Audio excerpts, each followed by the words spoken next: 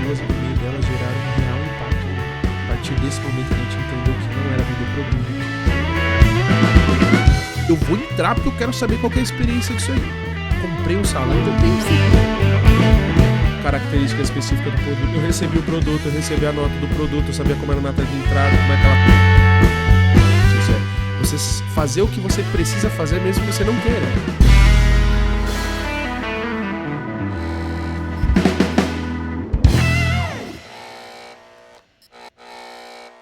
Fala pessoal, bem-vindo ao mais um episódio do Experiências Contam, mais uma quinta-feira com vocês. Por aqui, Daiane Andrade. Olá pessoal, Tatiana Souza por aqui, mais uma quinta-feira entregando para você conteúdo da mais alta relevância para agregar na sua carreira, no seu empreendedorismo, na sua vida pessoal. A gente quer fazer parte da sua história. Hoje a gente está com um ascensor de carreira, mais de 15 anos de mercado, marido da Aline, pai do Beni, seu pet, Giovanni Benítez. Seja bem-vindo. Bem-vindo, Giovanni. Passamos, primeira etapa, ufa, o nome, conseguimos. Seja muito bem-vindo, Giovanni. Obrigado pela tua participação, ter aberto um espacinho na agenda para estar aqui com a gente hoje. Aqui, Giovanni, a gente gosta de fazer o papo bem fluido para deixar a pessoa bem à vontade. E a primeira pergunta de sempre conta pra gente um pouco da tua carreira, um pouco da tua experiência, porque o que a gente fala aqui nesse canal é isso, experiências que contam. E a gente sabe que a sua conta bastante. Conta pra gente como é que foi o seu início de carreira. Obrigado por estar aqui com vocês, por toda a recepção. As pessoas não veem o que tem por trás, mas todo mundo muito gentil aqui, o café. Eu comecei, assim que eu me lembro, eu sou filho único de mãe solteira. Ali desde a infância, minha mãe sofreu dificuldades para me ter, para que eu pudesse nascer e eu fui, assim, de certa forma, muito bem recebido nesse mundo, porque existia uma certa ansiedade, uma guarda. Minha mãe me teve com 39 anos, numa época em que a ciência não tinha tanto aporte para ajudar a mãe dessa faixa etária, que hoje a ciência diz que está quase impossível engravidar, que existem vários riscos e tal. Nasci saudável e nasci numa família são 5 irmãos que são entre tios, mas sou filho único. Tenho vários primos que nenhum deles são filhos únicos. E fui crescendo ali dentro da Zona Leste de São Paulo até que, falando de experiência, eu sempre tivemos conflitos familiares que sempre acenderam uma luz de que eu tinha que ter a minha liberdade de escolha, a minha liberdade para poder fazer aquilo que eu desejava fazer. Cara, estudei escola pública, não tive facilidade em nada, como um bom morador da Zona Leste de São Paulo. E quando eu me lembro muito bem, né, que antes da inserção no mercado, a minha mãe, que é muito participante dentro da minha jornada, ela disse, levanta, um dia. Eu levantei, ela falou, se troca. Fui me trocar, ela falou, vamos pro Poupa Tempo, vamos tirar sua carteira de trabalho. Eu nem sabia o que era isso. E aquilo começou a fomentar na minha cabeça a ideia de poder trabalhar. Ela sempre explicou muito para mim sobre o que era ter essa liberdade de escolha e de não aceitar aquilo que a gente tinha, poder criar um cenário, um universo diferente para as nossas vidas. Aí eu lembro, cara, a gente foi tirar a carteira de trabalho no Poupa Tempo e eu fui tentando ser inserido no mercado de trabalho e não dava. Eu lembro que eu fui fazer uma entrevista numa empresa de venda de tecido no Brás. Primeira entrevista, a sensação é que eu ia passar. Você nunca sai, você não sabe o que é tomar uma negativa. Sim. Eu lembro até hoje o que foi tomar uma negativa, mas eu nunca fui uma adolescente, um jovem, uma criança que sabia o que queria, no sentido de, vou fazer isso, eu quero ser isso aqui. A única coisa que eu coloquei na minha cabeça é que eu nunca gostaria de trabalhar com os meus braços. Eu queria usar a minha mente para trabalhar e eu não sabia como, mas eu achava que o poder do intelecto poderia já, mas eu também nunca fui uma pessoa intelectual. Em que sentido? Eu nunca fui o cara que teve a melhor nota na escola. Eu sempre sentei no fundão, como eu falei pra vocês, eu tinha TDAH, mas a gente não sabia o que era TDAH. Então, naquela época, a gente não tinha conhecimento nem do que era, né? O pior dia da minha vida era sempre o dia da reunião de pais. Falava, hoje que eu vou chegar em casa, a minha mãe vai, Seu filho tem boas notas, mãe, mas ele é insuportável. Eu pus ele pra sentar na minha frente. Ele começou a conversar comigo e começou a atrapalhar a minha aula. Era nesse nível. Minha mãe pode contar, assim, ela não deixa mentir. Então, puta, eu sempre tive essa questão do transtorno de déficit de atenção e hiperatividade, e isso, de alguma forma, com algum efeito de compensação, me ajudou na minha carreira. Então, eu ia para uma entrevista, eu não ia com vergonha, eu não ia com medo, eu ia carudo, eu era ousado, só que, puta merda, às vezes a vaga não exigia isso, ela não queria isso. Então, eu entrei no mercado de trabalho como office boy de uma empresa chamada ABC Musical na Santa Cecília, na Rua Dona Veridiana, que foi onde por acaso, meu avô trabalhou a vida toda. Nossa. Então, o pai da minha mãe trabalhou na Rua Dona Veridiana a rua toda. Na Rua da Mackenzie.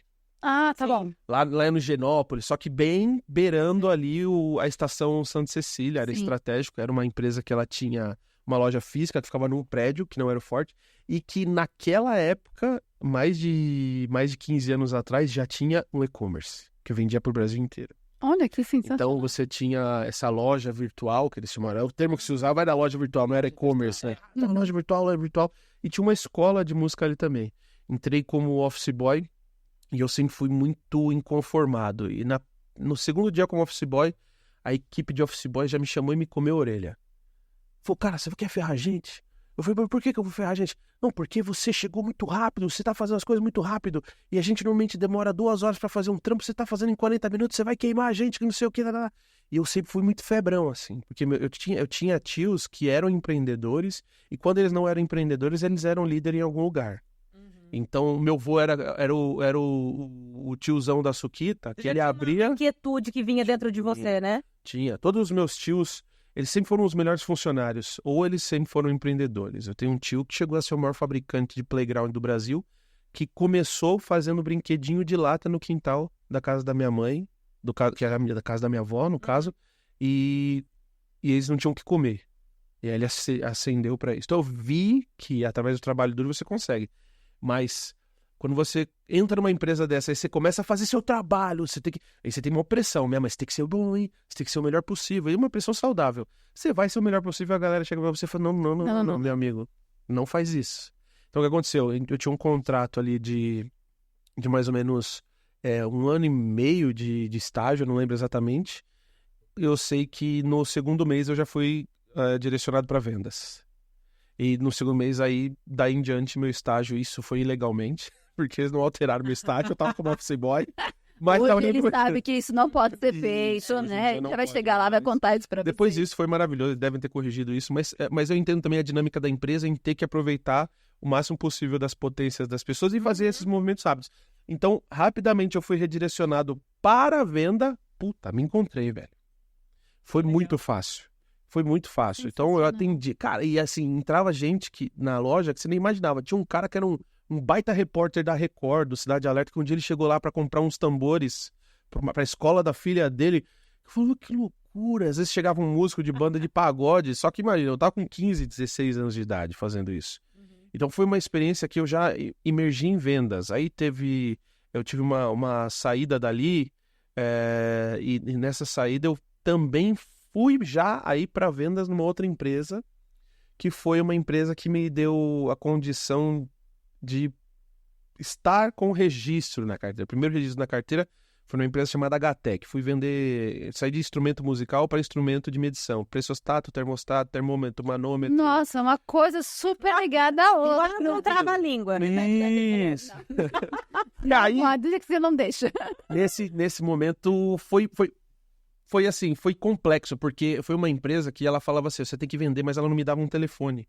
Então ela não me deu suporte. Então eu fazia mais um trabalho de estoquista do que, de fato, estar em venda. E eu era cobrado por venda. E eu falava, pô, Cláudio, mas você não me dá um telefone e tal, mas vou arrumar, usa o meu da minha mesa. Aí às vezes ficava ligando, ele fazia os negócios dele e me interrompeu, eu fiquei no estoque. E é curioso, né? Porque a vida ela tem a sua objetividade e a sua subjetividade. Hoje eu posso falar isso para as pessoas. Por que eu estava trabalhando no estoque? Por que eu estava trabalhando no estoque? Quando eu recebi a oportunidade de sair dessa empresa para uma outra empresa que eu queria trabalhar em vendas, essa empresa que eu queria ir, que chamava Espumas Ivone, ali da Zona Leste, na Montemagno, Elhão, o seu Roberto, que me deram essa oportunidade, ela não tinha vaga em vendas. Ela tinha vaga do quê? Estoquista. Só que no estoque gigantesco, era uma laminação de espumas, Então imagina que toda a espuma cortadinha, bonitinha que você tem no seu sofá e tal, que não é injetada, que é espuma de expansão, à base de poliuretano, também tudo coisa assim, né? Eu fui vender, sabe? Não era sapato, caneta... Só coisa que a gente entende como é que funciona. Você tem a vendas nata, mas você gosta de uma coisa técnica. Então, cara, eu acho que essa é uma discussão... Essa é uma discussão que eu acho que cabe dentro da terapia, né? Você realmente é bom em vender ou a falta de filtro do seu TDAH que te dá essa... que ajuda, essa falta de limite, né? Então, assim, até hoje eu acho que eu sou um cara tímido. Então, se você olha pra mim assim, se você olha pra mim, eu sempre fui gordinho, sempre tive acne, então tenho todos os traços físicos pra ser um cara tímido. E eu sou meio difícil de lidar no começo. Minha esposa italiana, não deixa eu mentir, eu não sou um cara... O cara da festa que chega abraçando todo mundo. Eu fui pro casamento do meu chefe esses dias, ele, pô, vamos dançar! Eu falei, cara... E você lá sentadinho, estou dançando. Eu e ela dançando, quietinho ali, com puta medo de a câmera vir focar em você. E é curioso, né? Poder estar na frente da câmera e falar, parece que vira uma chave e entra o modo trabalho. Então, assim, são as ferramentas que eu acho que eu nasci e eu quero usar essa ferramenta naquilo que eu acho que faz sentido. Então... Eu nunca vou ser o cara mais expansivo da roda, a não ser que eu esteja em família. E essa é complexo, é meio paradoxal, porque às vezes eu vejo os caras falando do cinema, né? O cara ele é engraçadão no cinema e quando tentam tirar uma foto com ele ali no aeroporto, ele é um cara tímido. Me vejo dentro desse cenário. Me vejo um pouco dentro É o subir história. No palco, né? A hora que você sobe no palco, né? Exato. A gente, quando estuda um pouco da experiência da Disney... O comer, né, do cerebral que eles usam lá nos treinamentos é muito isso. Cara, ok, quando você estiver no palco, ou seja, quando você estiver exercendo aquilo que você é chamado a fazer, você precisa vestir o personagem. Né? Vestir o personagem não quer dizer ser falso. Quer dizer você usar as ferramentas que você tem que você não precisa usar no seu modo normal da coisa. Né? Exatamente. Eu acho que nem o cantor que canta bem, ele não fica cantando na rua o tempo inteiro, cantando no chuveiro, cantando para os filhos. É uma dentro da caixinha de ferramenta que ele tem para a vida dele aqui, para desenvolver o propósito dele, de conectar as pessoas, ajudar as pessoas. O dom de cantar é uma ferramenta que ele usa para isso. Então, existe um momento certo, a hora certa de se fazê-lo. Então, ali, quando eu entrei como estoquista nessa empresa, puta merda, eu lembro que era assim um galpão de telha de lata e eu era estoquista, eu entrei lá que eu acho que eu devia ter uns 15 quilos a mais. Por quê? Eu comecei a comer pra caraca nessa empresa e comecei a emagrecer, porque era rolar bloco de espuma. Imagina um colchão de vocês, só que com 1,30 m de altura, pesando 80 quilos. Caraca. Aí tinha que rolar aquilo e colocar um em cima do outro. Cara, então... Era quase um crossfit. Era um crossfit total. A melhor análise que a gente pode fazer é isso, era um crossfit remunerado. Porque você tava lá rolando bloco, suando, a camisa ensopada, dava pra torcer. Comi uma marmita que era dessa lata, assim, tipo um pote de sorvete de 1 litro, e tudo bem, emagrecia. Era o auge do físico, né? A idade boa e tal. Né? Ai, mas sempre eu chegava ali na ponta do balcão, eu falava, mas e aí? Não vai abrir só que só tinham 3 vendedores nessa época. Foi, mas e aí? Não, calma. Não, mas calma. Aí eu comecei a perceber que o vendedor que estava vacilando, ele estava faltando. E desde a minha entrevista com o seu Hélio, eu falei, seu Hélio, eu tô aqui, eu aceito ser estoquista, eu vou ser o melhor estoquista que você tem. Mas eu quero ser vendedor. Porque é onde você via a grana. Sim. Você queria ver dinheiro, né? Porque o variável estava lá. Exato. Então, passaram-se 8 meses que eu fiquei ali no estoque, me colocaram dentro de uma oportunidade. Porque o que aconteceu? Onde foi a chave? Puta merda, eu falo isso pra galera que, assim, empreender é uma mentalidade. Empreender não é você abrir um CNPJ. Eu estava lá, eu vi que eles compraram uma palestra de um senhor, que eu não lembro exatamente, aquele tiozinho que subia na escada. Ele era famosaço, palestra motivacional para vendas. E na época, imagina, R$1.000 o ingresso. Naquela época, eu tô falando do ingresso, devia ser uns 4 pau hoje. É. Então, quando compraram aquele ingresso, eu falei, eu quero nesse negócio. Aí, tinham só 3 ingressos e o do dono, 4. O vendedor que tava pisando na bola falou, não vou não. Eu ouvi isso lá do fundo. Eu vim correndo e falei, eu não tenho nada a ver com isso não. Mas eu posso Eu não sou, não sou de vendas, mas...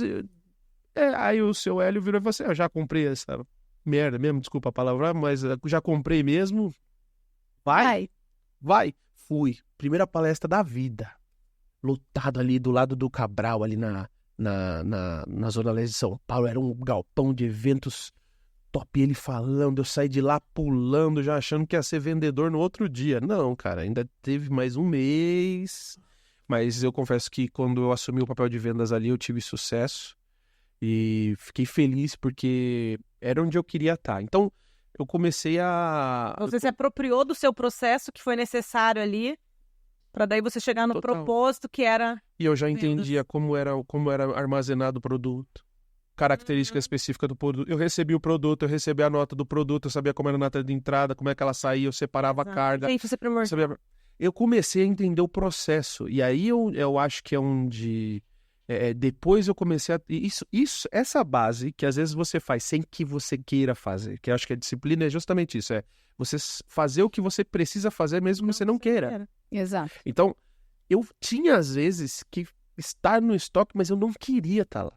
Só que foi isso que pagou as minhas primeiras mensalidades da faculdade, foi isso que, quando eu comecei a administração ali na Unicid, no Tatuapé, me garantiu. Depois eu fui para vendas, teve um momento, sim, tem o variável que vem com você.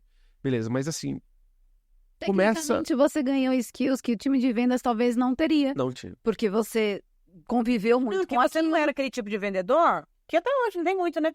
Te entrego amanhã. Você sabia o processo que tinha todo por trás. Tem muito vendedor que fala isso, não é nem para vendedor, porque ele não entende do processo, porque ele não sabe o tempo que demora para o negócio estar pronto para daí ser entregue, né? Então você tinha o end-to-end ali que fazia de você, com certeza, um vendedor totalmente empírico. Sem a menor condição de entender que isso na venda ia me ajudar. Eu estava fazendo no piloto automático, só que assim, uma das coisas que a gente tem na nossa família ali, que todos os meus tios como profissionais e tal, até na família da minha esposa, na família da minha esposa, mesmo que eles sejam colaboradores, eles são autoridades naquilo que eles fazem. Braço curto. Você não pode ter essa coisa de ficar, mas isso não tá no meu job description. Isso é lá, pô, cara... Não dá, tem que ser shark no negócio, tem que aproveitar toda espécie de oportunidade, porque ela vai se acumular. A vida, eu falo assim, a vida é um bumerangue, que uma hora vai, mas vai voltar. Se você estiver preparado para a volta, vai ter os seus frutos e vão ter as suas vantagens. E ali, quando comecei a crescer, e eu lembro que eu tive um caseaço de sucesso, que às vezes eu até esqueço de falar. Tem um negocinho que se vende para construção civil, que é uma espuminha redonda. E ela é uma espuma bem baratinha. Ela é uma espuminha redonda assim, altinha, que eles colocam nos encanamentos. Não sei se faz mais isso, mas colocava-se nos encanamentos porque a longo prazo depois tinha um entupimento do encanamento dos prédios que para arrumar aquilo, o preço era infinitamente maior do que comprar essas espuminhas. Eu fechei contratos com a Queiroz Galvão, com a Tecnisa, com a Iven. Então, imagina eu com 17, 18 anos de idade, que foi na época que eu conheci a minha esposa também, com 17, 18 anos de idade, eu fechar um troço de um contrato desse, que foi violento. Né? Hoje tem nome, né? Mas era uma venda recorrente, porque eles iam continuar comprando, porque precisavam construir, e você fechou esse negócio. Fechei, só que assim, as empresas elas têm as suas respectivas políticas, eles não deixaram administrar o contrato. Então, você tem 17 anos, 18 anos, você não pode ter um contrato desse na tua mão, não, cara. Como é que você vai ganhar 15 mil de comissão? Não pode. Então, retiraram isso da minha mão e acabou que foi criado um modelo que account ali, mas só para que eu pudesse ter acesso a esse volume de dinheiro. Então, assim, isso foi uma das coisas que me frustrou. E fazendo administração, começa-se a abrir um portal, abrirem discussões que você começa... Pô, eu tô aprendendo uma coisa na escola, tô vendo uma outra coisa na empresa e tal. E dentro como eu sempre odiei matemática, quando eu entrei ali na área de administração, começou a aula do Mazola, de sexta-feira à noite. No último período, depois do intervalo. Cálculo 1. Métodos quantitativos. Gente, não se faz isso. Não faz. Na última aula... Professores universitários, não se faz isso. Porque era... Eu também tinha, eu tinha cálculo 1. Cálculo, depois tinha estatística, nível 1, 2. É por isso que eu falei cálculo, eu também tive na faculdade. E é cálculo na sexta-feira. Cara, a administração foi super legal, mas toda a pauta que tinha ali, que era voltada para pessoas, é onde brilhava meu olho. O tempo inteiro. Até porque, na minha formação de fé dentro da igreja, essa parte de lidar com pessoas me foi surgindo, foi acontecendo e tal. Ali para 17 para 18 anos, eu tive uma virada de chave dentro daquilo que significava espiritualidade para mim, que sobressaiu muito grande. Então, eu estava com 18 anos já falando, estudando, falando para públicos de 1.000, 2.000 pessoas, 3.000 pessoas. Eu, dentro daquela timidez, eu não me barrava porque eu sentia que havia necessidade. Você tem que falar. É verdade. Faz parte, você tem uma missão, você precisa trazer a mensagem que esse povo precisa ouvir. Você é uma ferramenta, então existe a parábola dos talentos ali que Jesus ensina, que me assustava um pouco, que é o que vai acontecer quando ele voltar para me cobrar do que eu fiz com o investimento que foi feito na minha mão, então eu preciso trabalhar para ele. Então, a fé alinhada a tudo isso me deu uma bagagem de poder tomar decisões e pensar em pessoas. E eu dei um passaço para trás para dar para frente, porque aí eu saio de um lugar onde eu estava com uma possibilidade de crescer, não tanto quanto, porque Mas era uma empresa pequena. sim, que você sabia que você entregava a venda ali, a venda vinha por uma comissão. E aí você sai de auxílio de vendedor ali, um vendedor ganhando bem, com uma comissão legal, para auxiliar de recursos humanos dentro da Fundação Bienal. O cara que me convidou, Rodrigo Martins Vilegas, ele é um dos gerentes da Necton. E hoje esse camaradinho é meu primo, porque ele conheceu a minha prima no meu casamento com a minha esposa. Olha só. Olha, Foi amor à primeira vista. E assim, eu falo pra a minha esposa, não, minha prima Sara, ela sempre fala assim, cara, você arrumou um marido pra minha vida, foi você casar que você arrumou, porque ela era meio encalhada, assim. E ela sabe disso, não fala que abertamente. ela não é mais. Ela não é mais, super bem casada com o Digão, com o Rodrigo. E o Rodrigo, ele... na faculdade ali, quando eu tava fazendo RH, ele me conheceu, ele fazia administração, eu já tinha mudado, eu tinha ido Você saiu da administração e foi para RH? Fui Na pra RH, faculdade? Na faculdade, só que eu fui para outra planta, né? Eu fui pra... Era faculdade de RH? Eu fazia administração. Depois eu não terminando a administração, eu cancelei e fui pro RH. Só que eu saí da Unicid e fui pra Unixul. Aí na Unixul, eu numa aula optativa, não sei se existe isso hoje, pegou direito do trabalho. O Rodrigo fazia administração, teve que pegar essa aula, que era da grade dele, e eu tive que pegar como optativa. Então, a gente se conhece ali e, cara, desenrolando, conversando, batendo papo, ele falou, cara, eu falei, eu tô fazendo RH, eu sou de RH, não sei o que e tal. Eu falei, puta, meu, eu tô tentando entrar na área. Ele falou, vai abrir uma vaga lá. Eu falei, mesmo? Aí, não dá pra entrar, não tenho experiência nenhuma. Tô no primeiro semestre de RH, não me peça Isso que RH é recursos humanos. Agora, o que tem lá Só dentro... Só isso. E eu fui pro RH porque eu queria me livrar da matemática, entendeu? Eu falei assim, é tudo comportamental. Aí ele chegou lá e descobriu que tinha benefício, cálculo de folha. E aí, quando ele chegou na folha, ele falou assim, vou fugir, que isso aqui só não é pior que nota fiscal, né? Cara, porra, e aí pior que teve... O meu irmão é head de RH também, e o meu irmão foi pra RH porque o meu irmão é fera de matemática. E o meu irmão, na época, nossa, a mesma coisa, tá? Eu queria fazer RH na minha época de faculdade, porque eu queria fugir de cálculo. E o meu irmão, que também fazia administração, foi pra RH porque ele queria se especializar em cálculo de folha, porque ele ama matemática. Acho que é uma das coisas que eu mais... Mas RH porque tem as vertentes, né? Pré-REC, comprar uma HP 120C. Exato. Eu falei, cara, é caro. E é uma calculadora. O que essa calculadora faz? Puta, a Aline, a minha esposa, ela era do mercado financeiro. Ela usava aquilo como a gente usa uma escova de dente, sabe? Mano, é lindo. Eu odiava aquilo. Eu também não. Eu odiava aquela calculadora. Na faculdade, todo mundo teve que comprar. Era essa e uma nova, né? Logo, eu vou entregar a idade agora. Tinha a 12C, que era a cálculo financeiro, e tinha as HPs chegando no Brasil, se eu não me engano, as grandonas, 48C, que se não me recordo era esse o nome, era deste tamanho, e ela imprimia. Então ela conversava, ela conversava uma com a outra, era um negócio meio louco. Né? Meu irmão fazia engenharia na época, o meu irmão mais velho fazia, e ele tinha essa, de vez em quando eu levava essa pra escola, assim, porque ela era mais fácil do que aquela biroça daquele Então, tamanho lá. Facilitava. Facilitava a vida. Puxa, Hoje não precisa, né, gente? sempre foi muito frustrante. Então, aí na É. formação de RH, aí sim deu tudo certo. Mas nesse meu período eu tava com o Digão e ele abriu uma vaga, ele abriu uma oportunidade pra mim. Ele era assistente lá do Mário Rodrigues, que era o gerente lá da Fundação Bienal de São Paulo. Mas aí na Fundação Bienal de São Paulo, é assim, valeu muito, muito, muito, muito a pena. Porque eu conheci alguns caras pequenos, assim, que não são quase referência no mercado. Por exemplo, o Heitor Martins, que era o presidente da McKinsey.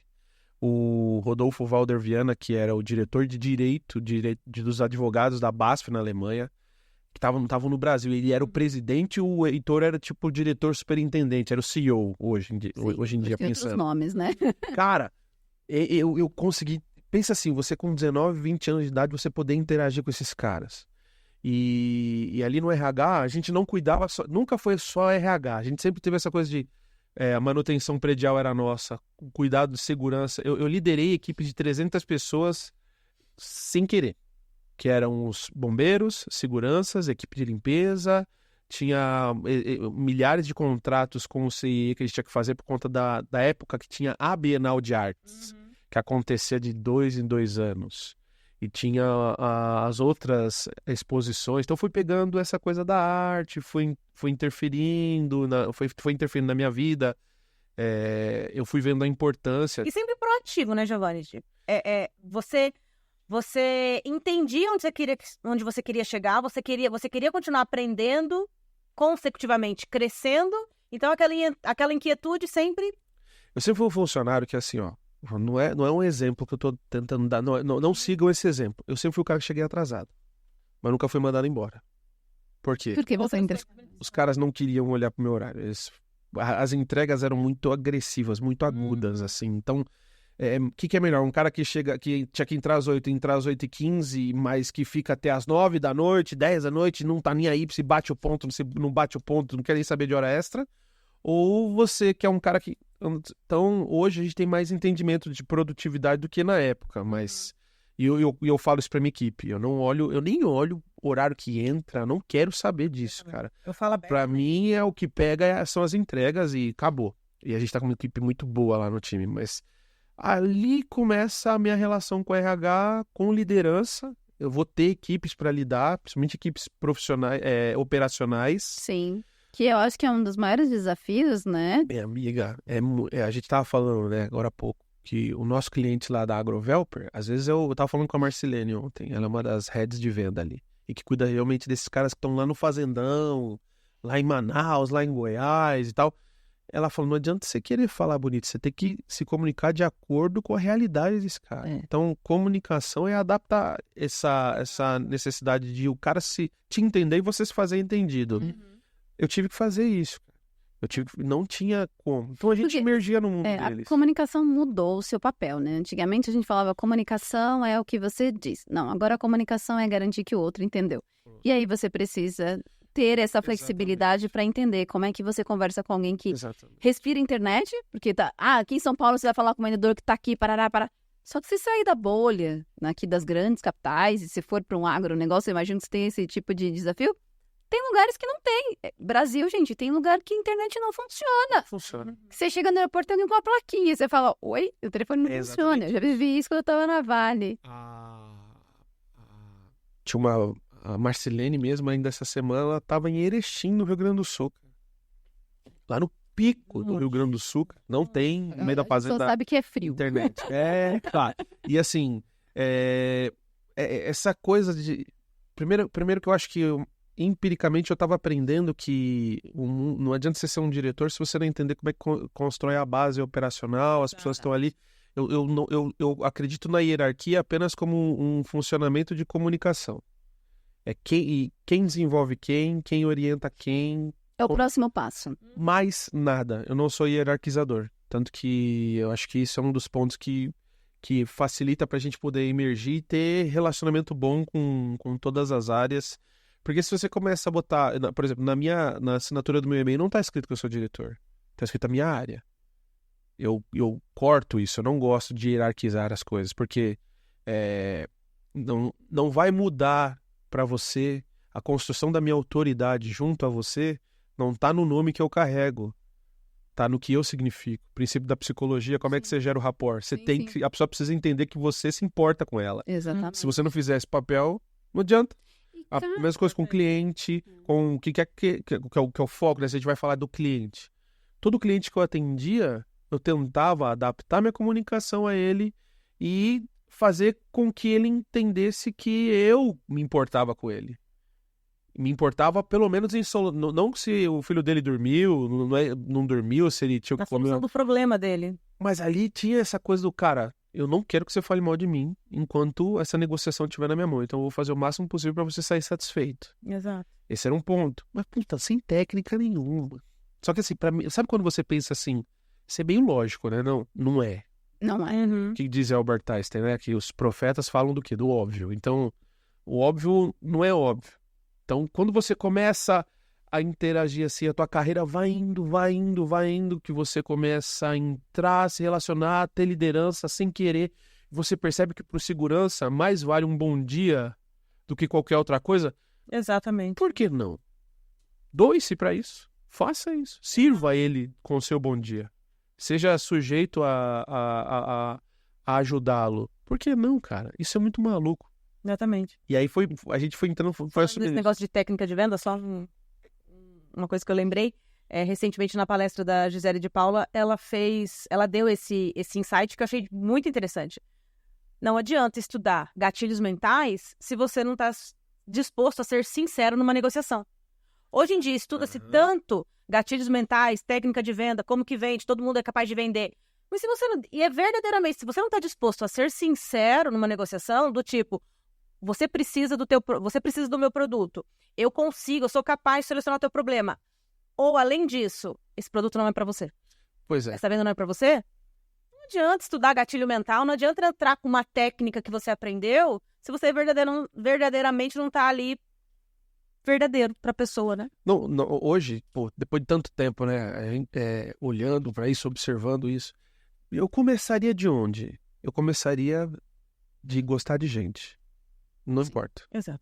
E gostar de gente, eu digo assim, talvez na construção ali, quando a gente começa a analisar o iceberg de Freud, né, a gente percebe que o id, depois o ego, depois o superego, a terceira camada que vem ali dentro da construção da consciência é você entender que existe o outro e a importância do outro. Então demora pra gente entender o papel do outro na nossa vida. Então, como isso demorou, e se a gente for pegar em faixa etária, você tá mais tempo junto com o seu superego, mais tempo com o seu id, com o seu ego do que com o seu superego, você tem que gastar mais tempo trabalhando o seu superego do que qualquer outra coisa. Então você tem que continuar entendendo o espaço do outro no mundo. E é isso que te move, né? Pô, tá louco. Porque se você cortar para psicanálise, é exatamente isso. Por que você consegue entender os seus pontos? Desde que você tenha o outro como espelho. Se você não tem o outro como espelho, você não roda. Exato. E fazendo um paralelo com o que você falou há pouco, que é muito interessante, e eu compactuo muito com esse aprendizado quando você desenvolve desde cedo a espiritualidade. Hoje também estuda-se muito psicologia. Hoje também vem à tona muito dos porquês de tantas práticas que as pessoas fazem pelo subconsciente, né? Que não é tão claro, né? Mas quando você consegue ter, desde cedo, uma desenvoltura espiritual, onde você entende a necessidade do outro, a necessidade da fala, a necessidade de o que eu falar vai impactar, e eu posso ajudar, quando você traz isso para a tua carreira, para o teu desenvolvimento pessoal, é chave. Já assistiram o filme Lucy? O filme Lucy, ele conta uma história de uma ser humana que acaba por intercorrência de alguns acidentes da vida, ela acessa 100% do subconsciente dela e ela começa a ter domínio sobre a matéria. E ela se transforma a matéria. Já vou assistir. É loucura, é uma ficção bizarra, mas ela tá tentando explicar... Esquece de filme, né? É mais um quadro. Ela tá tentando explicar o que a física quântica tenta falar sobre Jesus. Que Jesus tinha domínio de 100% do subconsciente, por isso ele dominava a matéria. Por isso que ele transformava água em vinho. Por isso que ele pegava uma mulher curva e ela levantava. Porque a lei da física, a lei do histórico fisiológico dela não se limitava ao poder dele. Então, é um dos pontos que a física quântica aborda. E que tá ali no poder do subconsciente, que é o que você falou, né? Tá a parte mais profunda das coisas, que é onde onde a hipnose acessa e tal. Hoje tem muita resposta pra isso, né? Mas a gente não quer mexer, mas eu contato muito com isso porque eu também era muito tímida quando criança e a minha mãe também não tinha o menor conhecimento, mas a minha mãe falou assim, não, você é muito bicho do mato, vai fazer teatro na igreja. E eu comecei a fazer teatro e eu comecei a ver o quanto eu estava desenvolvendo a minha timidez, mas o que eu entregava em forma teatral impactava a vida das outras pessoas. Servia o povo. Eu servia o povo.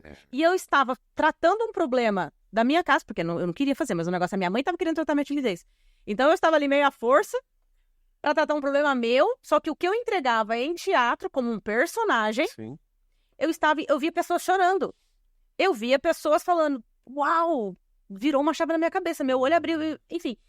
E aí teve esse lado da espiritualidade ser desenvolvida desde cedo e eu entender o quão poucas coisas que eu fizesse estavam impactando a vida das outras pessoas. E quando vem a realidade para uma carreira profissional, é você saber usar o ato do personagem, não de maneira falsa, mas aqui eu preciso exercitar o personagem líder, o personagem influenciador de pessoas, ou o papel mãe, ou o papel filha, enfim. E entender o quanto a participação do outro ali se faz importante para eu continuar desenvolvendo. Total. Porque, assim, se isso fosse ser falso, Jung não tinha criado um negócio chamado arquétipo. Então você tem os arquétipos junguianos. E sabe que coisa que era louca? O Jung, o pai dele, era um pastor luterano, se não me engano.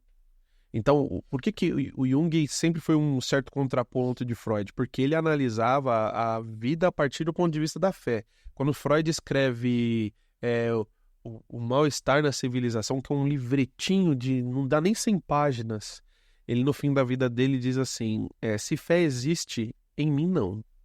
Mas a percepção de Freud, eu não posso dizer que tudo seja, que eu sou tudo, se tudo seja eu. Né? Tirou essa vaidade dele. Ele depois de... Eu tenho uma certa briga com o Freud. Eu adoro. Ele é genial, né? Eu acho que ele é precursor de muitas coisas que hoje a gente consegue ter respostas. Porquês. De muitos porquês. Mas eu ainda tenho aquele sentimento com ele de que, cara, ele realmente estava buscando se entender e por isso que ele se aprofundou tanto. Então, assim, eu acho que essa é a minha briga com ele. Aí tem horas que eu falo, isso aqui eu não gosto, então não vou deixar aqui no cantinho. Tudo bem, vamos olhar os outros. Lacan, por exemplo, vamos para outras filosofias. Esse daqui eu não gosto desse seu ponto. Mas eu vou buscar você lá de novo no seu primeiro desafio dentro de RH. Tá. Ali você começa a entender que, puxa, talvez aqui seja o meu lugar. Juntou, saiu um pouco da matemática. Mentira, ele teve que aprender matemática, garanto. Tem que se virar, não tem jeito. Porque quando a matemática tá aplicada na coisa certa, você vai. Você vai. O ruim é quando você faz, quando você lê um livro, estuda matemática por uma coisa que você não usa. Isso você fica meio... Como minha cabeça é meio prática, se não serve pra nada, não serve pra nada. É chato. Na minha cabeça é chato, cara.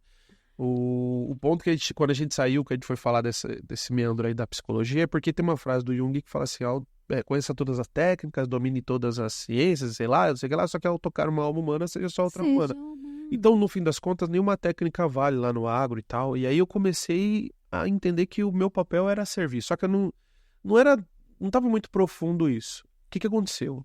Nessas idas e vindas de fazer o que você não quer fazer, mas que você precisa fazer, meu chefe chegou para mim e falou assim, vai numa reunião ali que vão estar todos os líderes de RH do mundo da cultura. Aí o Rodrigo falou, você se ferrou.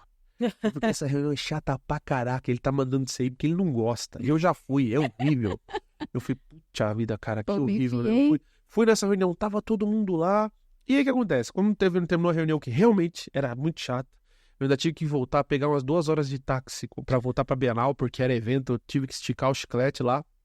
Nesse período, eu voltei reclamando, porque você não tem uma visão, um horizonte tão profundo, você lembra? Hoje eu tô olhando pra trás, eu vejo a bagagem. Naquela época eu reclamei pra caramba e me perguntando, por que eu que tinha naquela reunião? Beleza. No fim da reunião, a secretária que tava cuidando lá, ela fez uma ata e ela falou, preciso do seu e-mail, porque você participou, preciso do seu e-mail, você participou. Legal. Uma semana depois, 2 dias depois chega a ata, uma semana depois eu tô inserido num grupo desse e-mail ali, e nesse grupo de pessoas chega uma vaga para administrar a Feira de Antiguidades e Design do Museu Brasileiro da Escultura. E eu já tinha pedido promoção no lugar onde eu estava, já tinha tentado, não davam. E essa era uma vaga que exigia muito mais do que eu tinha no meu currículo formal. Sim. Na vivência eu tinha, mas eu não tinha como comprovar para ninguém que eu tinha liderado a equipe, que eu tinha condição comercial de analisar as coisas. Desenvolvidos. Falei, cara, beleza, eu vou. Só que eu só recebi esse e-mail porque eu fui na reunião que eu não queria ir. É o famoso networking, esteja no lugar certo, Na hora pela disciplina. Pela disciplina. Porque você tinha que cumprir um papel, Exato. não queria cumprir o papel, e você colheu um fruto do que você não queria. Exatamente. Mas a disciplina fez você ir até lá. Eu tava numa transição, olha que coisa louca. Eu tava com 23 anos de idade nessa época. Nesse meio período eu chego e marco a data de casamento com a minha esposa. Eu não tinha R$1 no bolso. Nada. Quebrado. Ela já era do mercado financeiro e tal, mas a gente tinha marcado, literalmente, a gente ia casar em 2013. Isso foi tudo que eu tô falando pra vocês foi em um ano, em 2013. Eu fui nessa reunião, em 2013 eu participei dessa reunião, em 2013 eu recebi o e-mail, em 2013 eu marquei meu casamento, em 2013 eu não tinha R$1 pra fazer nada. Pô, eu saí do vendedor pra nada. Então, cara, não esqueça, eu sempre falo pro pessoal, eu com 17 para 18 anos eu já tinha um cartão de crédito estourado em R$8.000. Eu não tinha educação financeira nenhuma. Sabia ganhar, mas não sabia gerir nada. Nunca consegui gerir nada. Perder muita grana. Assim, por indisciplina. Cheguei lá, fui na entrevista com o seu Roberto Solera. Ele falou assim, antes de eu entrar, né, uma coisa louca, a vaga ela chegou pra mim, mas chegou pro meu chefe também, que tá no grupo. Sim. Eu não falei que eu recebi, que eu me candidatei, e ele também não falou pra mim que recebeu o e-mail. Ele coloca a irmã dele pra participar. Quando eu tô chegando no museu, ela me conhecia. Quando eu tô chegando no museu, na esquina, ela tá lá. Eu me escondo. Falei, meu Deus do céu. Meu Deus do céu. Ela tá aqui, eu nem lembro o nome dela. Ela tá ali, ela foi concorrer, beleza. Aí cheguei no horário, depois que ela saiu, entrei. Aí tô conversando com o seu Roberto Solero. Sabe quando a entrevista ela sai de... Tá, mas quais são os seus talentos? Quais são os do tipo assim, ó, a gente tá com um problema aqui, que tá acontecendo assim, assim, assado, eu não sei o que fazer. E o cara começou a colocar pra fora, no mesmo caminho eu falei assim, na hora eu já falei assim, ganhei, passei, essa vaga é minha. Eu comecei a falar, se eu chegar eu vou fazer isso, tá. Na hora ele já falou assim, tá bom, quando é que você pode começar? Aí eu falei, meu Deus. E eu falei, caramba. Só que assim, era 3 vezes o meu salário. Eu falei, meu Deus, É isso, obrigada, aí na minha cabeça, senhor. o casamento, que hora que eu vou começar, meu Deus, e o Mário, agora é a irmã do Mário, não sei o que lá, o que vai acontecer, se alguém me viu, não sei mais. Mas só, cara, eu tô procurando responder as minhas necessidades, eu não quero tirar nada aqui de ninguém. Eu falei, mas eu vi, mas ninguém, né? Ele falou, não, você é a pessoa, quero te contratar. As outras pessoas não tiveram aderência à vaga e você é a pessoa. Eu falei, pô, beleza, então não tô tirando nada aqui de ninguém, se ele já tava de decisão tomada. Aí eu vou, conto pro Mário, saio, vou trabalhar. E aí eu assumo a Feira de Antiguidades e Design do Museu Brasileiro da Escultura, que era uma feira AAA, que a galera só comprava, vendia um anelzinho baratinho, R$80.000, não sei o que lá, obra não sei o que, os Murano de verdade, coisas assim que de alta valia.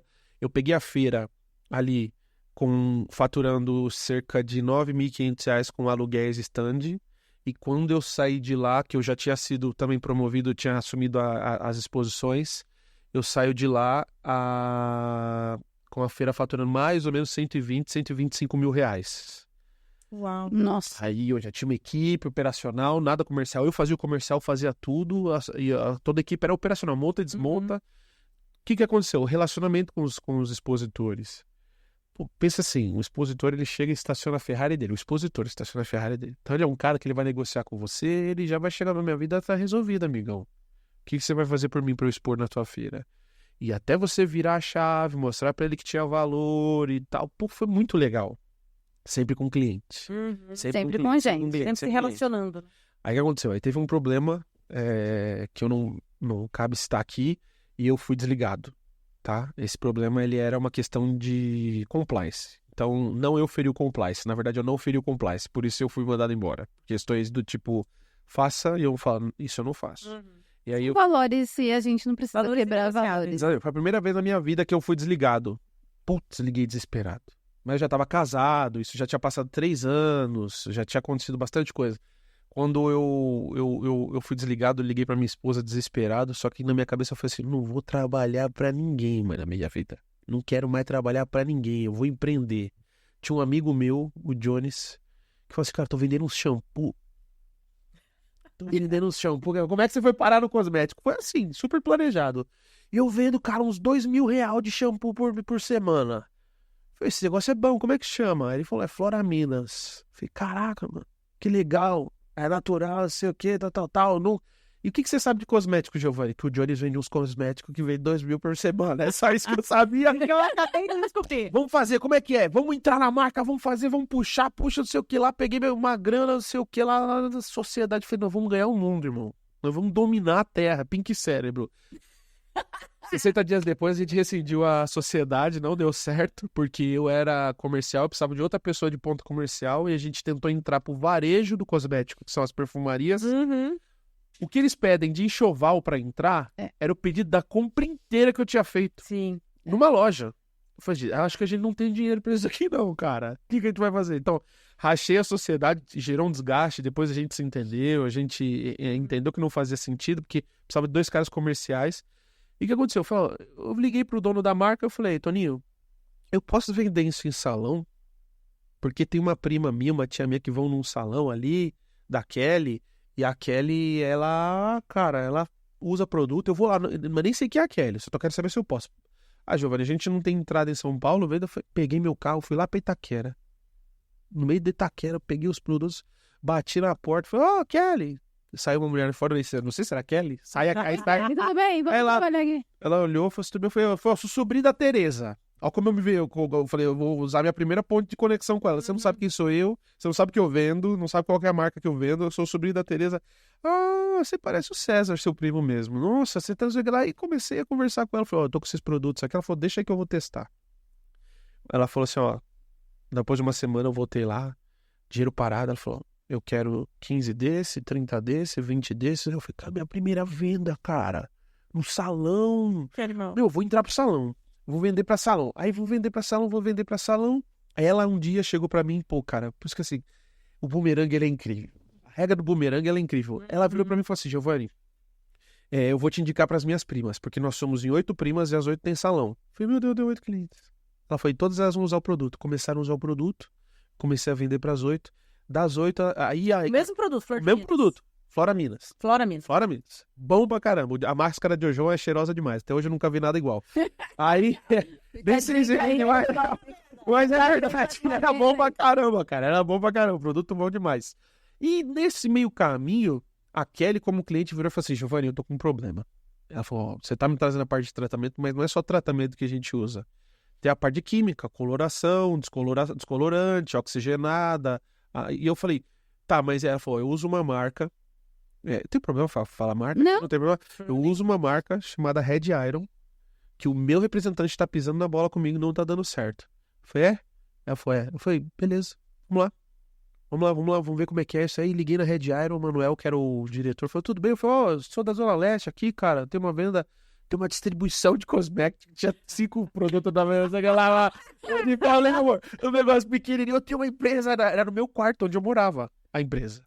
Com a minha mãe, na casa antiga. Aí era a minha empresa lá, cara. Aí, do nada, eu cheguei e comecei a negociar com os caras que falaram, pedido mínimo é 7 mil. Eu falei, eu não tenho 7 mil reais.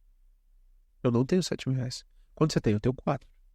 Então, eu falei, mas eu prometo pra você que se você me vender 4 mil, eu completo o pedido antes do mês. Cara, aí ele falou, peraí que eu vou conversar. Aí o Young, que é o chinês, que é o dono, começou a conversar e falou, você consegue? Eu falei, consigo.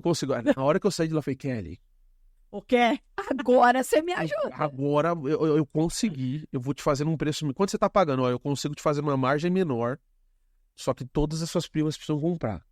Cara, dito e feito. Comprou antes do final do mês, eu fui lá e refiz o pedido. E quantas vezes a gente não foi com o carro cheio, voltando, indo e voltando.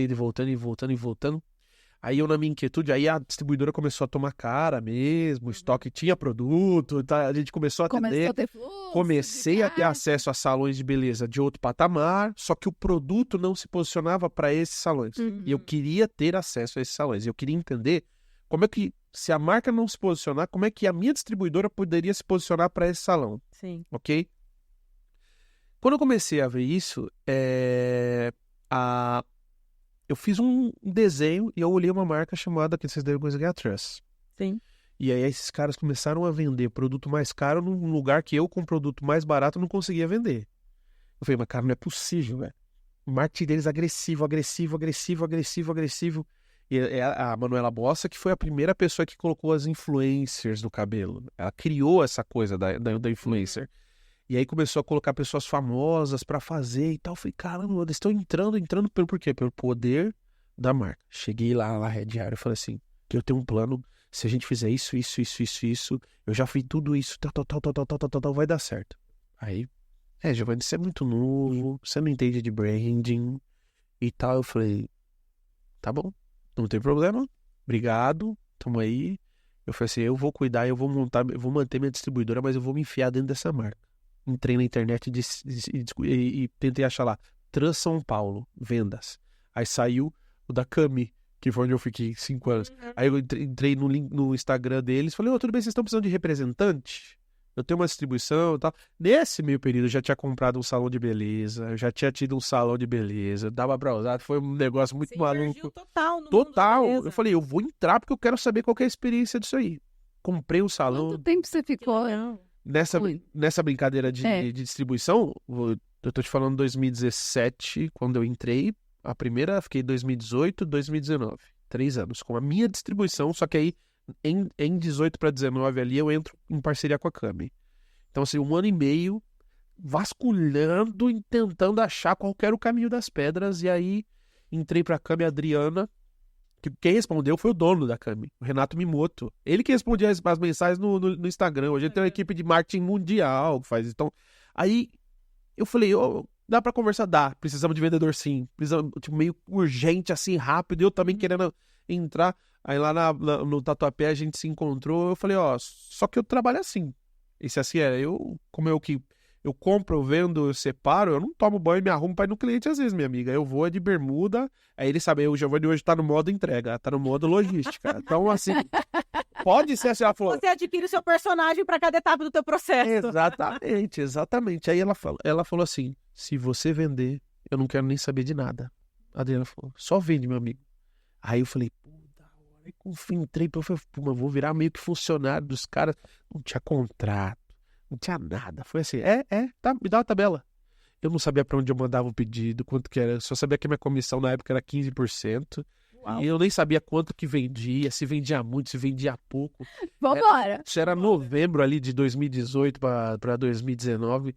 E ali eu comecei a vender, eu comecei a oferecer pra meia dúzia de clientes. Você tá vendendo trans, Giovanni? Não, vendendo trans. Agora eu tenho Red Diário e tenho trans. Aí, nesse meio período, tipo, começou a diversificar, ó. 15 dias, eu, vendi 45 pau. A Adriana falou, vamos conversar? Eu falei, vamos. Eu falei, como é que você vendeu esse valor? Eu falei, por quê? Eu falei, não, o vendedor aqui tá 6 meses, tá vendendo 30 mil, 35. Como é que em 15 mil? Eu falei, eu usei os clientes que eu não tinha acesso, mas que queriam comprar alguma coisa de mim. Aí, beleza. Aí ela falou assim, então... vamos dar uma área pra você? Eu falei, qual é a área? Ela falou, você quer o quê? Eu falei, eu quero Tatuapé e Moca. Tudo. Não quero ninguém vendendo. Porque é tudo meu. Tá bom. Beleza. Aí chegou no final do ano ali, eu tinha vendido 180 pau pros caras, 130 pau pros caras e tal.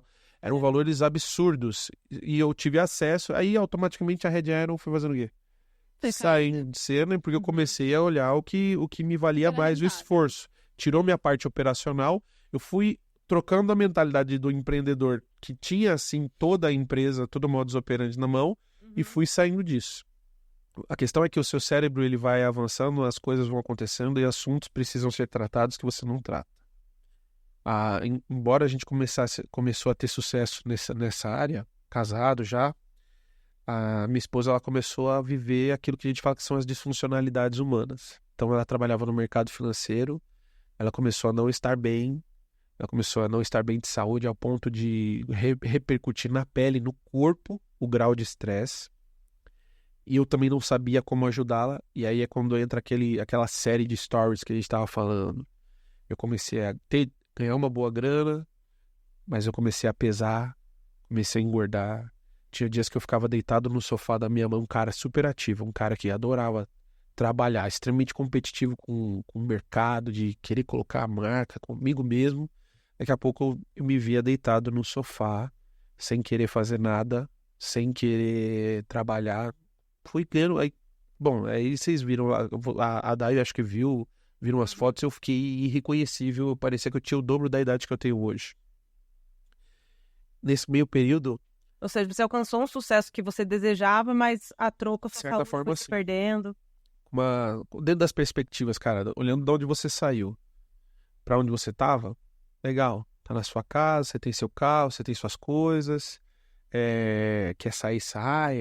A esposa ganhou de 4 em 4 meses um prêmio muito bom no mercado financeiro, que paga muito bem, só que você começa a afundar. Parece história de filme. E aí eu comecei a viver um limbo emocional que eu não sabia por que eu estava vivendo aquilo, por que eu estava fazendo aquilo. E aí você pergunta, né, dentro da sua espiritualidade, você fala, pô, senhor, o que está acontecendo? E a teoria do bumerangue e fazer o que precisa ser feito é tão verdade que um dia eu recebi uma ligação do meu gestor, que era o Magno Cavalcante, que o cara é incrível, incrível. Ele falou, Didio, fala, Magnão. Eu deitado assim, ó, no sofá, não queria sair. Você não consegue visitar um cliente de uma vendedora nossa lá que deu problema e ela não tá indo lá resolver? Eu falei, mas Magnão, esse cliente nem é meu, cara. Ela falou, puta, mas ela, cara, é um cliente grande e eu sei que você não vai pegar a comissão, mas depois eu pago um almoço pra você, só pra você ir lá resolver. Eu falei, tá bom. Me arrumei, fui lá, entrei no cliente. Quando eu entrei nesse cliente, tava ele, a esposa dele, aí recebi a esposa dele, que é quem administrava, e esse cara, ele era um investidor. E ele nunca saía pra falar com ninguém. Ele chegou pra mim, ele olhou pra mim, ele viu eu falar, ele fez uma anamnese estética de tudo que eu era, do como tava meu corpo, perguntou minha idade, aí eu descobri a teoria dos setênios do Rudolf Steiner lá, e ele falou, quantos anos você tem? Eu falei a minha idade, ele falou, você tá sentindo isso? Isso? Isso? Isso? Isso. Eu dei 2 passos pra trás e falei, quem é você? Que você tá colocando aqui, né? Isso, cara, que esquisito você, irmão. Aí ele olhou e falou assim, não, é porque eu estudei, você já ouviu falar do coaching, já ouviu falar de PNL, já falou assim, aí o coaching é aquilo que a gente ouve hoje, que é essa bagaceira, essa bagunça, que a gente sabe que não é. Que não tem nada a ver com isso. Que quem quiser saber o que é coaching, leia um livro chamado O Jogo Interior do Tênis, do Timothy Galway. Isso é coaching. O trabalho do diálogo interno e o plano de ação que você vai ter para romper com isso, e usado muito dentro das corporações nos Estados Unidos. É genial, é lindo. Ele falou, se você entender sobre isso, investir em você, encontrar seu caminho através do coaching, você vai mudar a sua vida. Cara, nesse meio período eu já tinha perdido muita... Como não foi 1 mês, 2, eu já tinha perdido muita performance de vendas. Muita performance de vendas. E eu fui procurar estudar esse negócio. Aí eu descobri que o pai do coach do Brasil era o Vilela da Mata. E aí eu fui procurar os cursos. Aí eu descobri que tinha o coaching, que era esse coaching que é meio Circo de Solé, meio bagunçado. E existia a escola raiz, com gente séria. Eu queria fazer na escola raiz, séria. Era um dinheiro que eu não tinha. E que minha esposa pegou uma parte do prêmio dela e falou, eu vou pagar pra você. E eu me vi numa situação que eu falei, caraca, velho. Eu tô numa situação que eu não tenho dinheiro nem pra pagar meus próprios estudos. Porque foi declinando a coisa. Eu não tenho dinheiro pra pagar meus próprios estudos. E agora? Como é que vai ser? Pagou. Eu fiz os 5 dias. Eu saí de lá e falei assim, eu quero ser coach. Eu quero ser coach, eu vou ser coach. Agora eu sou coach, agora eu sou coach, eu quero ser coach.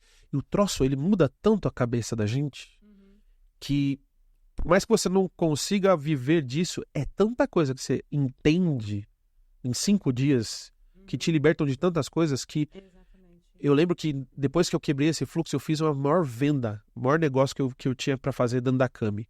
Eu abri um cliente chamado Henry Hernandes, que é um dos maiores cabeleireiros, e era o maior contrato de salão que se tinha na Camico. Naquela época ainda não tinha.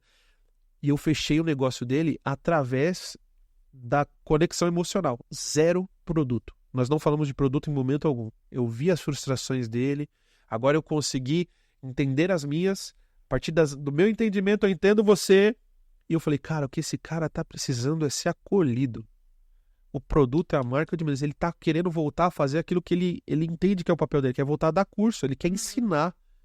Criamos um caminho para ele poder fazer isso, fechamos um contrato, e os vendedores, os vendedores, pô, cara, eu tentei vender pro Henry, já tô há 5 anos aqui, eu nunca vendi, como é que você entrou? Como é que você fez? Eu falei, cara, não é método, sei lá, o cara tava numa puta marca boa, eu ofereci uma marca boa para ele, mas não era o produto.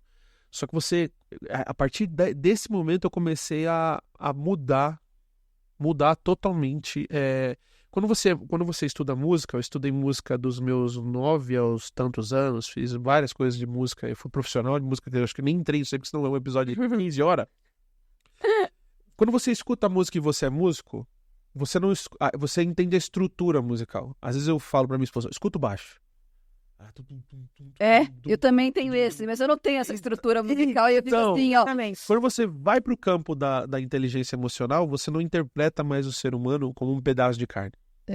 Você escuta a música que toca por trás. Como é que a orquestra dele se afina e tal. Eu comecei a fazer essa leitura. E aí foi quando, dentro do TDAH, eu não sabia que eu tinha TDAH ainda, eu comecei a usufruir não só da força da comunicação, mas a força da percepção. Porque o TDAH ele presta atenção em muitas coisas ao mesmo tempo. Não é que ele não presta atenção, ele presta atenção em muitas coisas. E eu descobri que eu tinha uma inclinação para análise comportamental. Então todo traço, microexpressão facial, forma de sentar, levantar, tudo que os livros diziam, eu já tinha um catálogo pré-formado na minha cabeça, sem querer. Já veio de fábrica. E ali eu comecei a entrar para esse campo e eu comecei a usar isso a favor e tal. Aí eu fechei as vendas, só que aí, isso a gente tá falando de 2019 para 2020. Tomei a decisão, virei pro Renato. O Renato falou, cara, você tá no melhor momento aqui. Você pode assumir uma gestão e, cara, como assim você quer sair? Eu falei, cara, eu vou pro coach. Ele falou, tá bom, beleza, mas o primeiro cliente vai ser a gente. Eu falei, beleza. Aí, incrível. Em dezembro, minha esposa, eu peço demissão da Cami, ela pede demissão da XP, ela vai para Miami, para um evento de design de interiores, que hoje ela é designer de interiores. Eu, que era vendedor, ela que era do financeiro lá, da HP12C.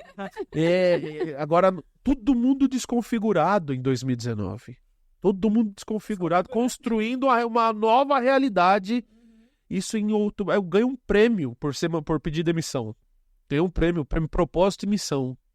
Aí a Cami fala, obrigado por tudo, Renato, obrigado por tudo, tal, cada um segue seu caminho. Eu pronto, aí já tinha condição de fechar contrato com outras empresas. O que acontece em março de 2020?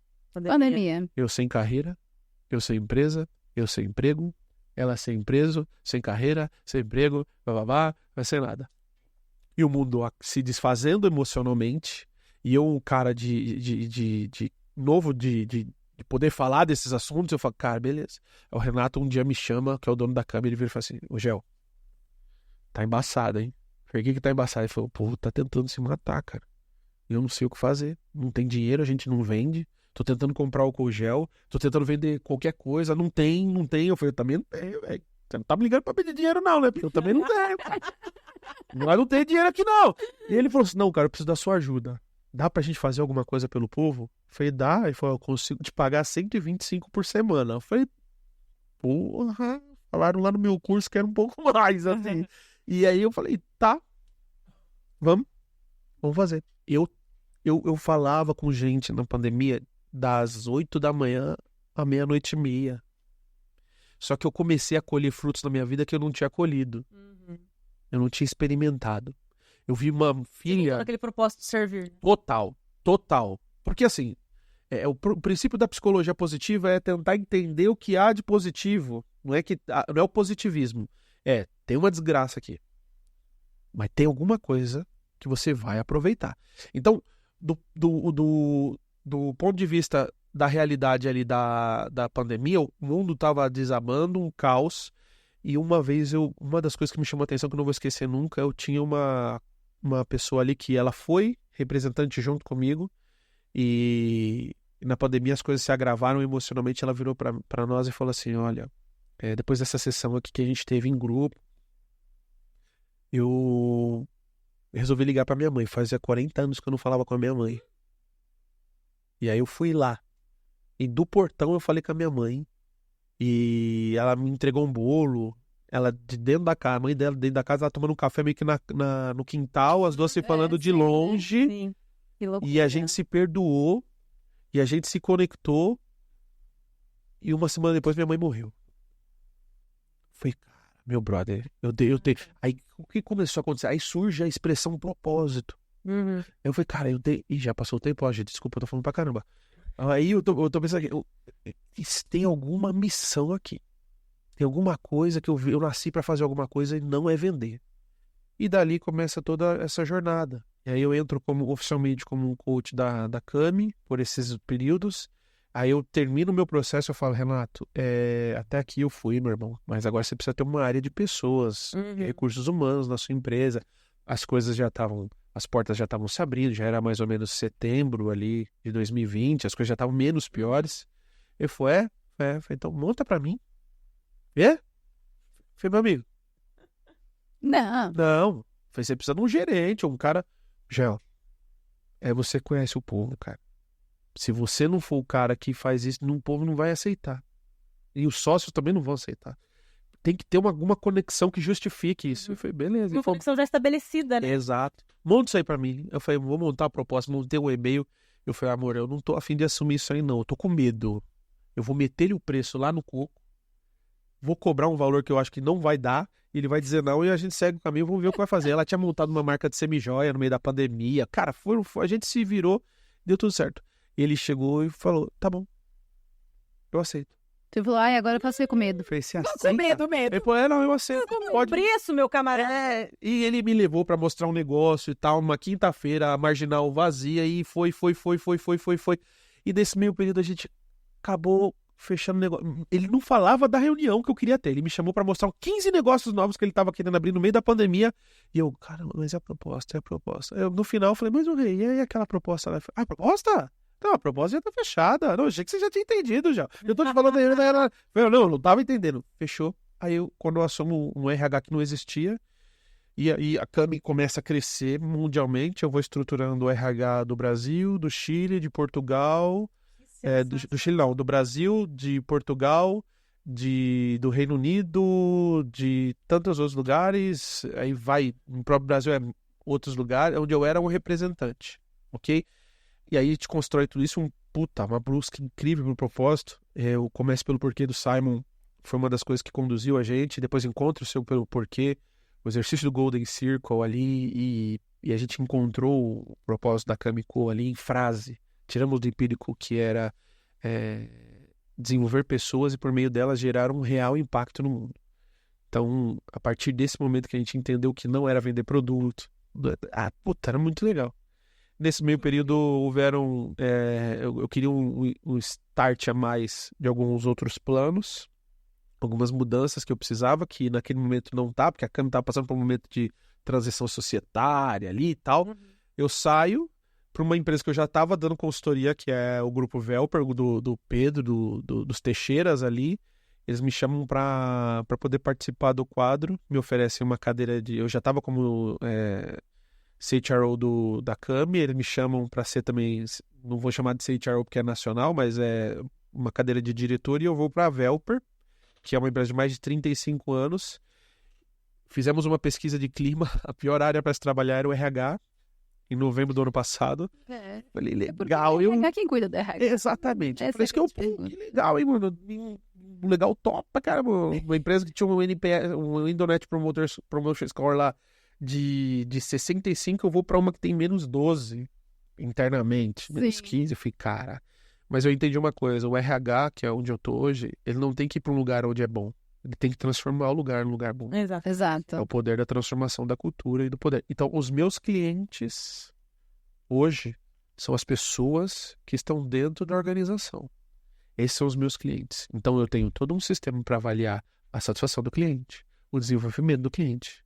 Eu quero aumentar o ticket médio desse cliente. Eu quero fazer um monte de coisa. Tudo que eu aprendi sobre negócio, eu apliquei dentro da empresa. Exato. Toda a estrutura de vendas está dentro de vendas para um cliente interno, que são quem gera resultado, pessoas. Exatamente. E nesse meio período eu desenvolvi algumas habilidades que me levaram a ser coach de alguns executivos, de algumas pessoas de sucesso e, cara, e aí dentro desse propósito nasce o De Propósito, que é o podcast. Ele também é colega nosso de canal, pessoal. Colega de carreira. Colega de carreira. Desde maio, e o Gui era meu cliente de trans. O Gui era meu cliente de trans. E ele nunca quis sócio pra vida dele. Vocês um dia trouxeram ele aqui, ele nunca quis. O Gui, ele é um cara ferrado, cara. Ele tá no mercado, ele faz o acelerados do Rubinho Barrichello, ele cobre, ele faz as lives da Google. Lembra dos amigos? Na época da pandemia? Sim. Todas as lives foi ele que fez. Que legal. Então, nessa área, ele é um monstro. E ter conseguido construir essa parceria, essa sociedade com o Gui, pra mim, mostra o resultado de valores que foram seguidos, a fidelidade ao cliente e tal. O cara que era meu cliente hoje é meu sócio. E aquilo que eu falo sobre o bumerangue, né, cara? Ele vai, mas ele volta. E pra mim ele tem voltado de forma extremamente gratificante. Às vezes tem coisas que a gente não entende por que tá vivendo. Não tem problema. Ninguém disse que é pra você entender. Vive da melhor forma possível, tentando servir o ser humano da melhor forma possível, que vai dar certo. Então, velho, várias coisas legais aconteceram. Fui virar palestrante oficial do Sebrae, fui pra Feira do Empreendedorismo do Rio de Janeiro. Puta merda, mano, o moleque da Zona Leste, que comia os S, que não falava direito, filho único da Dona Vina, que não sei o que lá. Pô, tá maluco, cara. Existe um negócio que a gente precisa ter na nossa vida, que é o estado de contentamento. É uma palavra que não se fala. Contentamento não é gratidão. Contentamento é entender que você, no exato momento que você tem, para viver agora, se você olhar, tudo que você precisa, você tem. Tudo. Não lhe falta nada. E possivelmente aquilo que você está desejando não é necessário para você sobreviver. Então, se você começa desse ponto de vista, acho que as coisas funcionam e você diz, ó, essa é a minha carreira, eu espero que a gente consiga mais um. Eu tô com 34, então. O brother já tá de pé, já parei, deixa eu falar. Mas com tudo isso, a gente costuma dizer que a gente tem uma câmera ali pra você se conectar com as pessoas, que eu acho que é uma coisa que você faz com excelência. Então, qual que é o seu recado pra se conectar com as pessoas? Como é que elas te acham? Tá, vamos lá. Acho que, no fim das contas, estamos criando um projeto bonito que é o De Propósito Podcast, @DePropósito, De Propósito com DE mesmo, De Propósito Podcast. Você vai achar a gente no YouTube, vai achar a gente no Instagram, vai achar a gente no TikTok e tem corte, tem tudo lá. A gente tá desde maio fazendo esse projeto. O meu arroba é Giovanni Benítez com 2 S's no final e vocês são super bem-vindos lá, a hora que vocês quiserem, logo vocês vão estar lá. Você lá. é jovem, eu queria que você deixasse esse recado para nossa audiência. Tá. Você é jovem, você falou com muita maestria todo o teu processo e o quanto você teve esse entendimento de para eu chegar lá, tá sendo necessário eu fazer o que eu não quero, mas eu preciso fazer. A gente tá vivendo uma geração ansiosa, a gente tá vivendo uma geração que fala-se muito de propósito sem aceitar muito o processo. Uhum. Eu queria que você continuasse olhando para a câmera e deixasse um recado, tá, né, do quão foi importante para você e do quão é importante as pessoas entenderem a necessidade hoje de se apegar a esse processo. Tem um livro do Napoleão Hill que se chama O Segredo da Mente Milionária. E o Napoleão ele ensina uma coisa chamada a milha extra. Faça sempre a mais do que lhe é pedido. E provavelmente o que a mais lhe será pedido vai ser uma coisa desconfortável. Faz porque a mente é uma psicossoma, a vida é uma conta de soma e não de subtração. Então, quanto mais você puder somar para a sua vida, quando você chegar lá no dia X, Y, que você vai ter entendimento, você vai ver que a sua bagagem e a sua interpretação sobre as coisas te fez estar à frente de muita coisa, de muita gente. Existem mais de 4 milhões de jogadores profissionais de futebol no mundo. Só 2 nas últimas 2 décadas brilharam e reinaram, que foi o Messi e o Cristiano Ronaldo. Então, assim, ser acima da média não requer muita coisa, mas ele vai requerer uma coisa de você, que é fazer aquilo que você não quer fazer e que talvez não estava proposto que fosse feito no começo. Obrigada, Giovanni. Muito obrigada pela tua participação. Parabéns demais pela tua história. Uma história linda de sucesso. Parabéns pelo teu casamento com a Aline. Muito linda a maneira que você... Tenho certeza o quanto ela te apoiou em todos esses momentos que às vezes você não estava tão bem, lá largado no sofá. É primordial a gente ter um relacionamento, ter um parceiro que entende esses momentos e que pega na mão e sabe fazer o contrapeso nesses momentos. Então, parabéns pelo casamento de vocês. Muito linda a história. Próxima vez vai ser a Aline, né? Sentada aqui, por que não? Pode ser neuroarquitetura, ela domina o espaço e a mente. Assim, ela tem condição de falar, viu? Muito bom. Obrigada, viu? Muito bom. Obrigada mais uma vez. Obrigada a você pela tua audiência. Mais uma quinta-feira, ou seja lá o dia que você está assistindo. Mas obrigado por ter dado play aí e ter ficado com a gente esse tempinho. Tá assistindo pelo YouTube? Corre lá, segue a gente no Instagram. Experiências Contam _podcast, tá no trânsito, acessa a gente pelo Spotify, Experiências Contam, um prazer estar com você, compartilhe esse conteúdo com quem você achar que seja importante, a gente quer cada vez mais agregar e impactar a tua vida com o nosso conteúdo. Um beijo pra você e até a próxima! Até a próxima, tchau, tchau!